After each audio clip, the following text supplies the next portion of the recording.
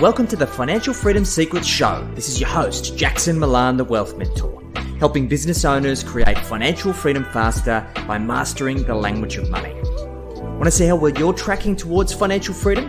Complete our 40-point financial performance scorecard at wealthhealthcheck.com.au. That's wealthhealthcheck.com.au. The average score for most business owners is 18 out of 40. So complete the scorecard now and see how well you're tracking towards financial freedom. G'day guys, it's Jackson Milan, the Wealth Mentor, and we're here for another episode of the Financial Freedom Secrets Show. So I've got a friend here, Kim Barrett from Your Social Voice. Kim and I were introduced many years ago when I was on the hunt for a seasoned and expert media buyer, digital marketer to help us continue to grow and scale our business. Kim's had a tremendous amount of success in his journey. He's really, really smart and switched on dude. Anybody who follows his content will know. And he's just a down-to-earth bloke, which makes it very easy for us to have a great conversation. I want to really dive into the mystical world of digital marketing and paid ads, and where so many business owners get it wrong and fail, blowing a lot of money, and why others are able to kind of skyrocket themselves to success. So Kim, thanks for joining us, mate. How you doing? Man, thank you so much for having me. I really appreciate it. Mate, so in a nutshell, give us a bit of a background, your story, what got you to where you are, mate?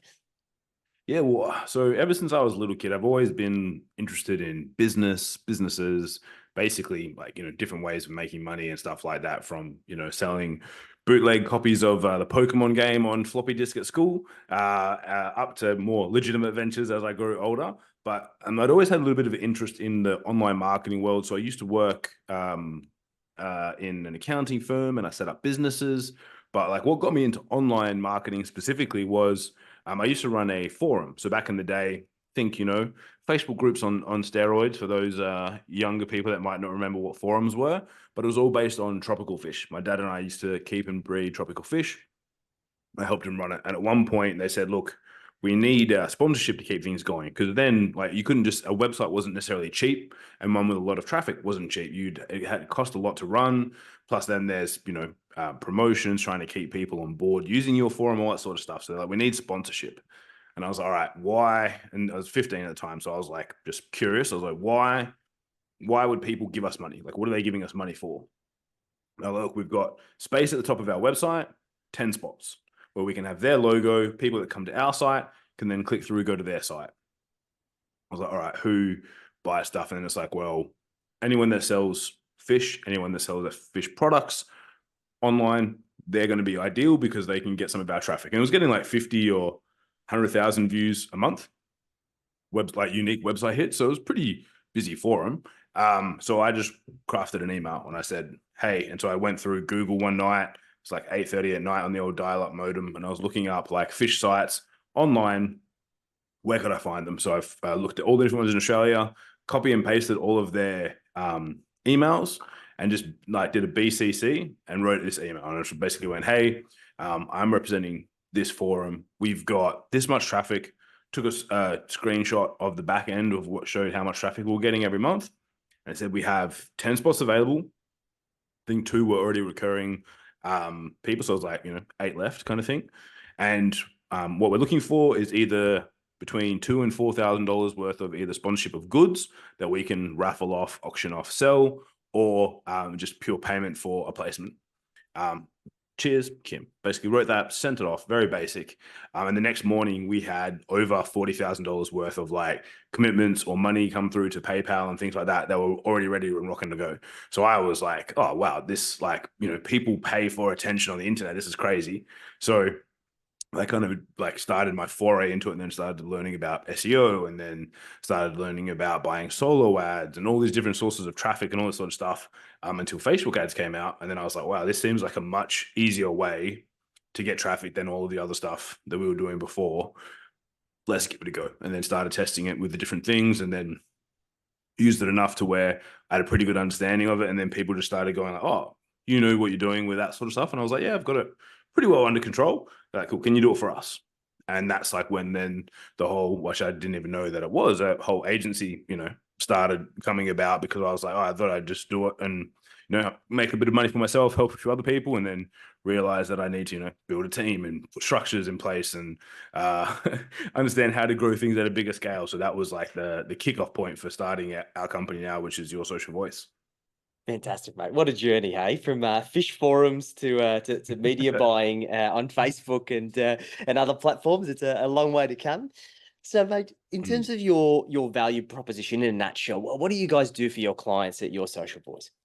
So our goal is really to help our clients be able to focus on doing what they do best. So, they didn't get into business to become marketers, right? They got into business to help people with whatever the topic is, whatever the business or product or service is that they provide. So our goal is like up until that sales conversion point is to try and do our best job possible to remove any bottlenecks and limitations for them there. So traffic into the conversion mechanism, whether that be a sales call, online form fill out, online product purchase, whatever that is, and working with them to optimize that whole process as much as possible. So again, we originally started out with just Facebook. Nowadays, we've got Meta, Google, TikTok, a few different avenues that we kind of leverage to help people and get them as good a result as possible.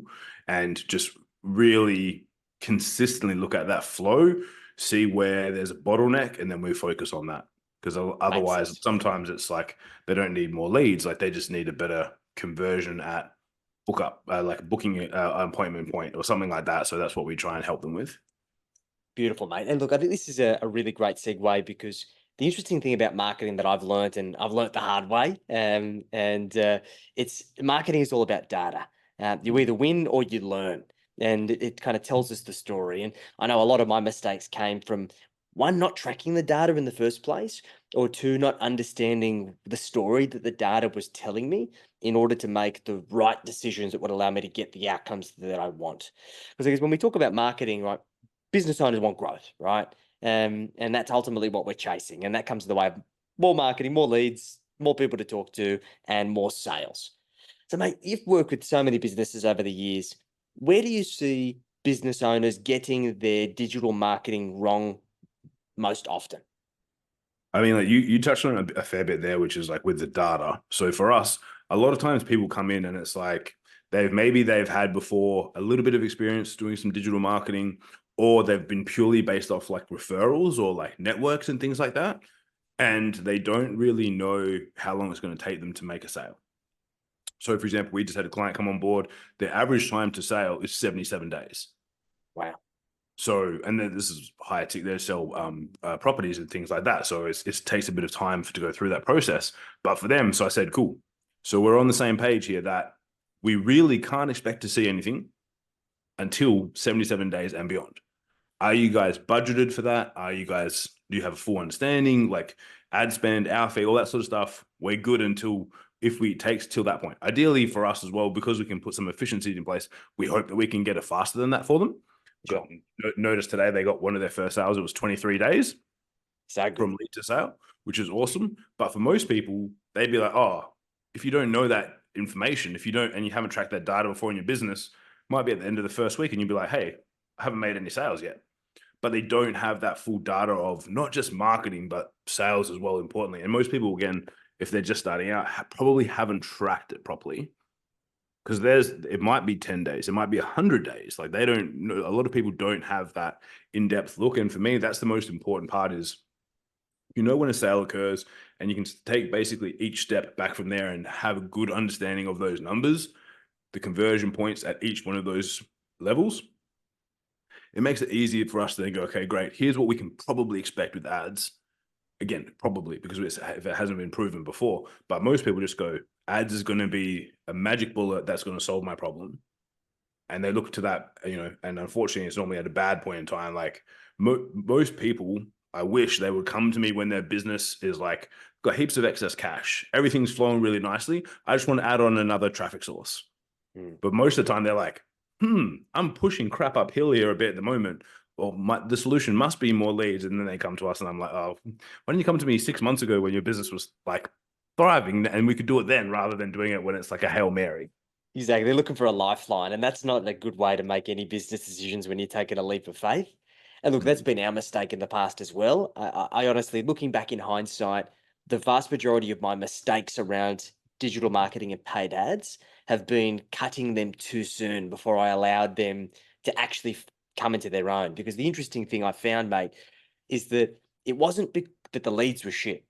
It's just the leads didn't know us. They hadn't been nurtured. They hadn't been indoctrinated into our way.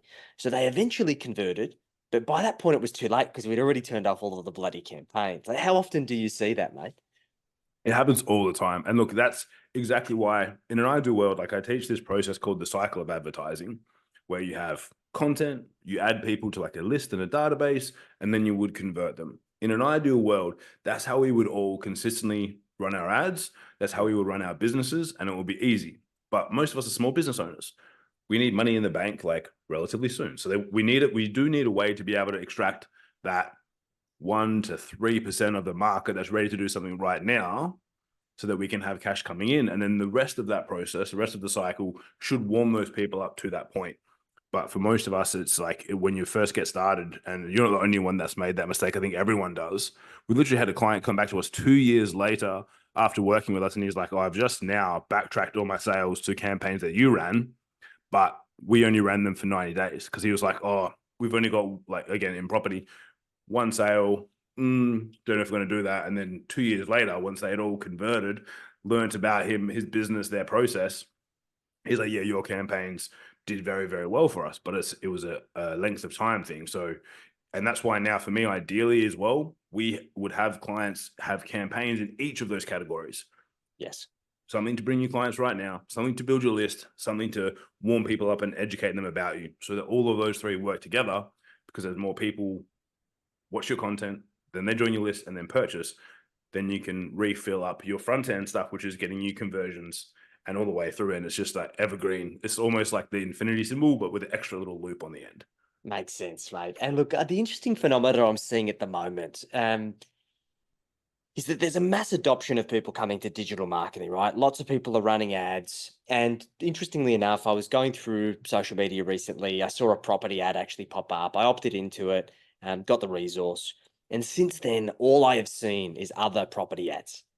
So it was almost as if, and I put myself in the shoes of that business, which frankly, I've actually forgotten who they were because I've just been lost in this sea of all of their competitors, is that as a consumer who's potentially looking to buy any of those particular services, the algorithm has just over optimized from my perspective to serve me all of these other ads.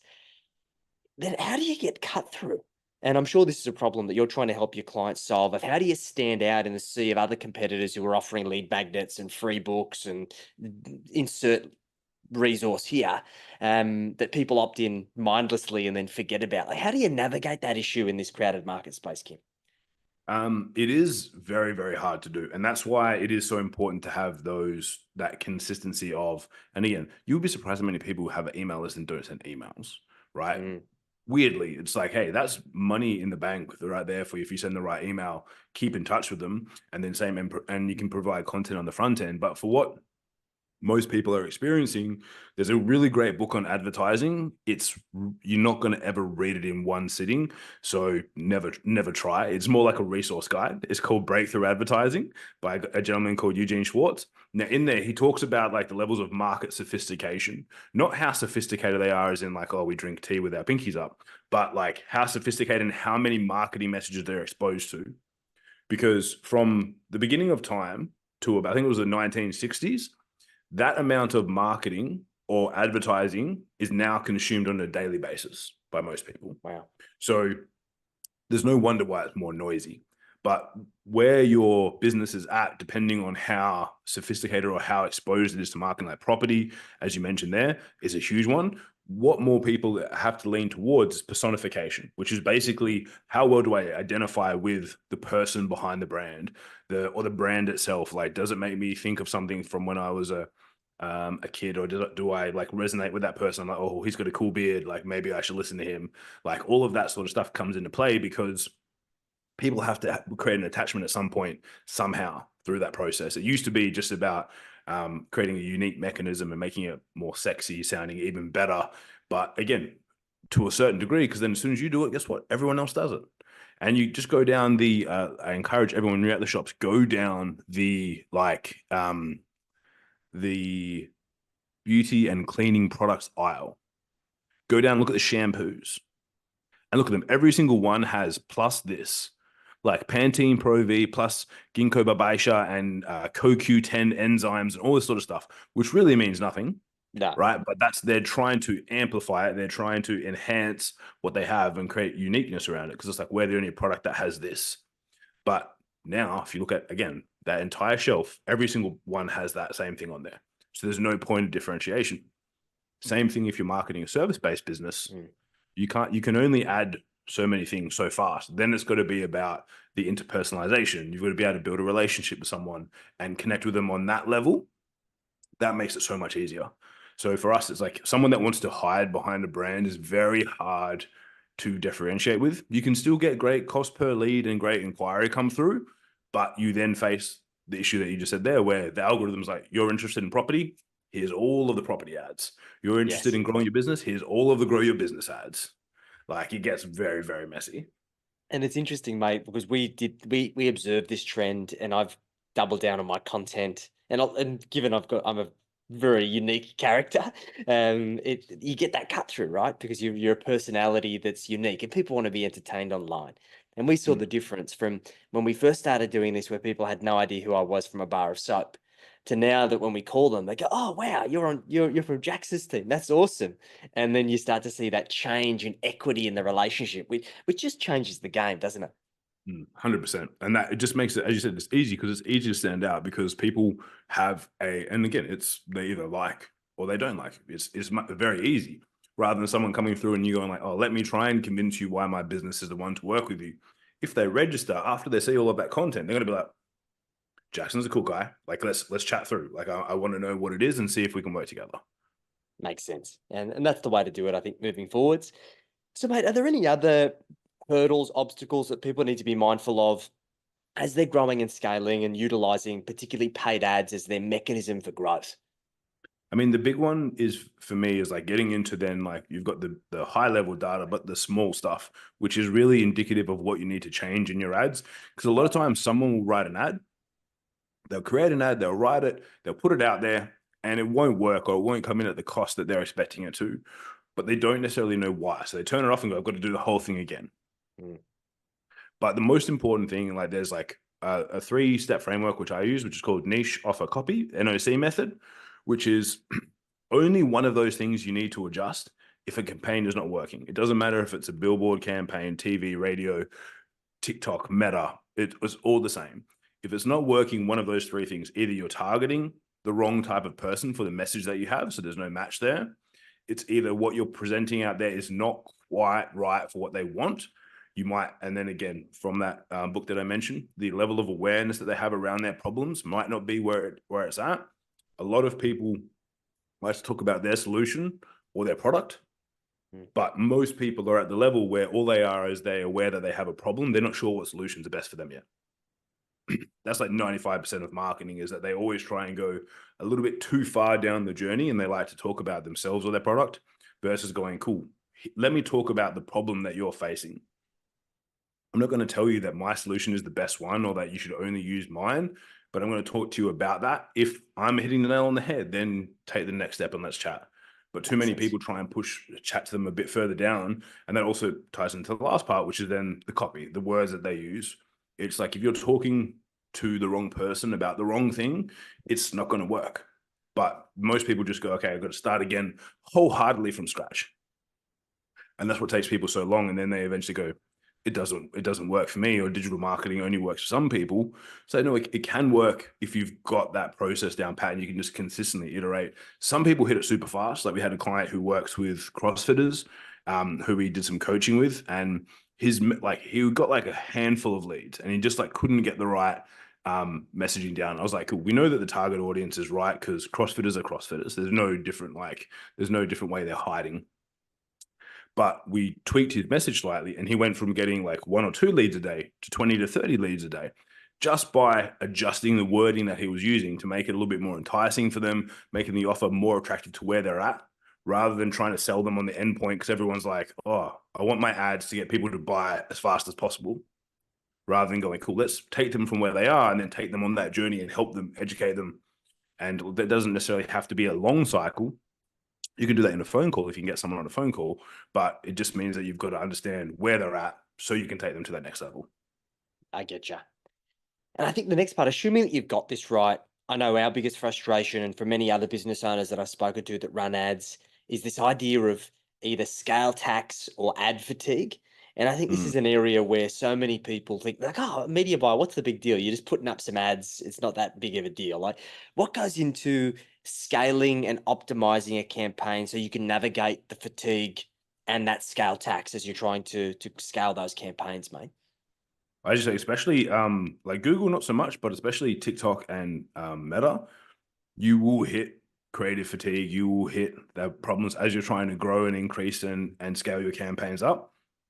So what I always recommend is as you grow an account, the focus that you need to have is then on iterations and beating your control. So essentially, whatever you start to get really good results at and it stays at that level as for a certain period of time, that becomes your baseline. That's like, cool, that's what we have to beat. And then you constantly add in new iterations that you're testing against that to see how effective they are. Because again, otherwise some people go, all right, well, like, this works. So I'll chuck in a whole heap of stuff similar to that and we'll just keep going. And it's not the case. Or they go, great, I'm getting consistently and I'm spending $100 a day. If I scale to $1,000 a day, surely it'll stay the same. No, absolutely not. It does not. Like in an ideal world, yes, that would be great. But it's like you've got to kind of build into it and then have that consistency of, all right, great. This is coming to the end of its life. We can see frequency going up. We can see costs start to increase slightly or the results start to decline slightly. We need iterations in here. We need to replace this. We need to swap these things out. Again, focusing on like creative being like the images or videos, and then the text that you use as well to reinvigorate it, and then allow it to keep going. So, in the very early days, you could probably set an ad up and have it run consistently the same for a long time.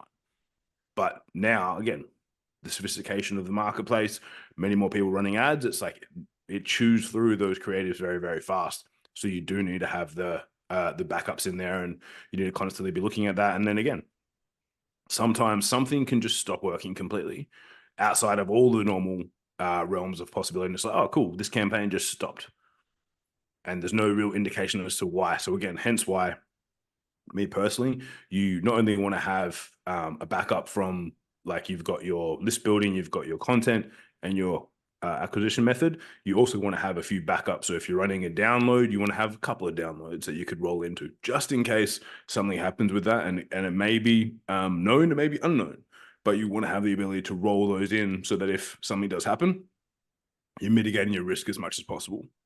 Makes sense. And this is the thing that most people don't think about until shit goes wrong, right? And this is why you need experts in your corner that can help you with the wisdom of navigating this stuff across multiple businesses and doing this for decades to help you get out ahead of these issues, because these are the bottlenecks, right? There's no such thing as free money in this world. You do need to work for it. And paid ads is no different. If anything, it's a risk because you are outlaying capital up front. So you want to make sure that you're doing that the best possible way to maximize your likelihood of success. So with that being said, mate, people have listened to this, they've watched this, they've loved what you've had to say, and your strategic insight and how you use methodology to approach scaling these campaigns. What does an ideal client look like for you, mate? Ideally for us, so we have clients that we do stuff for them and we have clients that we help coach them.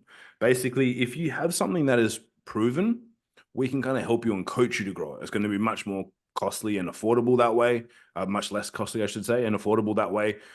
So if you have a proven model, being that you yourself can repeatedly generate several of your ideal clients every month without outside input, that's like all ideally looking for. So that might mean you're at like 10K, 12K, 8K kind of per month, but you already have a baseline and you know what's working and what's not. That's ideal for us to help basically coach and put marketing systems and processes in place. Then on the done for you side, most of the time it's someone who might be educating people at a high level or selling property at a high level. Again, they have the baseline in place and they want to add on more fuel to the fire.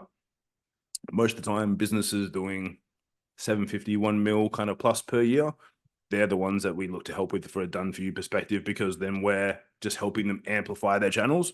We're not helping them build their channels out. And that's really what we want to focus on from that side. Beautiful. Awesome. So if people want to get in touch with you, Kim, what's the best way for them to reach you?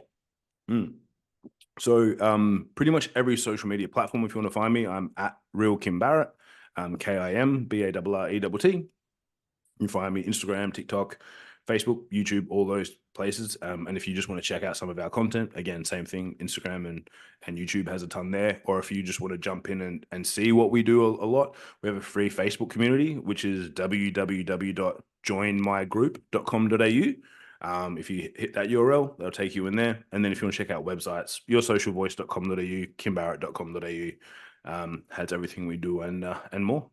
Beautiful. We'll include all those links in the show notes. This has been awesome, mate. If you had to summarize one last pearl of wisdom for people to take away and implement as a result of our chat today, what would that be?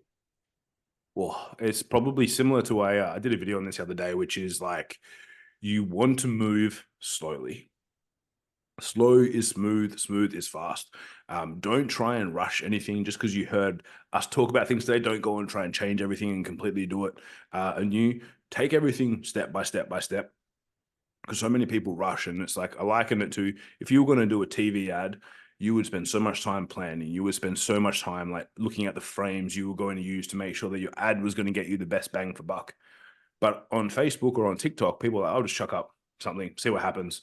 And it's like, you're probably actually going to get more views on those platforms than you would on your TV ad, but people don't treat it with the same level of like respect and awareness, if you will. So I highly encourage you to move slowly, look and assess at all the different things that you're doing, and the outputs at the other end will dramatically increase. Beautiful, mate. That's great sage advice. So I appreciate you sharing all of your wisdom, mate. And guys, just remember, everything we've spoken about today, a good idea in theory remains exactly that, just a good idea until you put it into practice. So make sure that you implement what you've learned, but do it slowly. And make sure that you get some help. Reach out to Kim and the team. They're awesome, and they'll definitely be able to help. Kim, appreciate you making the time, mate, and look forward to catching up again soon. Thank you for having me.